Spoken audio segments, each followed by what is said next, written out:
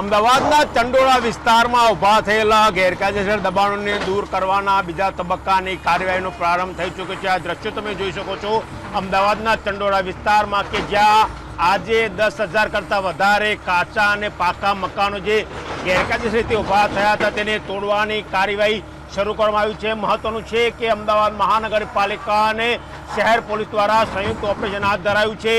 જે પણ કોઈ ગેરકાયદેસર આવાસો છે તેમને અગાઉ નોટિસ આપવામાં આવી છે, પરંતુ તેમને યોગ્ય કાર્યવાહી ન કરતા મહાનગરપાલિકાની ટીમ ખુદ આજે મેદાને ઉતરી છે અને રાજ્યના મુખ્યમંત્રી ભૂપેન્દ્રભાઈ પટેલ એટલે કે દાદાનું બુલડોઝર આ ગેરકાયદેસર બાંધકામો પર ચાલી રહ્યું છે।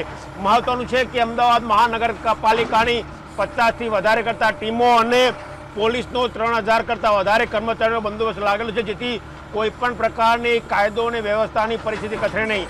જે લોકો યોગ્ય રીતે અથવા તો કાયદેસર રીતે રહેતા હતા તેમના માટે વૈકલ્પિક વ્યવસ્થા અમદાવાદ મહાનગરપાલિકા દ્વારા કરવામાં આવશે। અમદાવાદ મહાનગરપાલિકાની હેલ્થ, સોલિડ વેસ્ટ મેનેજમેન્ટ અને ફાયરની ટીમો પણ ખડે પગે રાખવામાં આવી છે। એટલે કહી શકાય કે જે પણ કોઈ ગેરકાયદેસર બાંધકામો હતા તેના ઉપર હાલ દાદાનું બુલડોઝર ચાલી રહ્યું છે।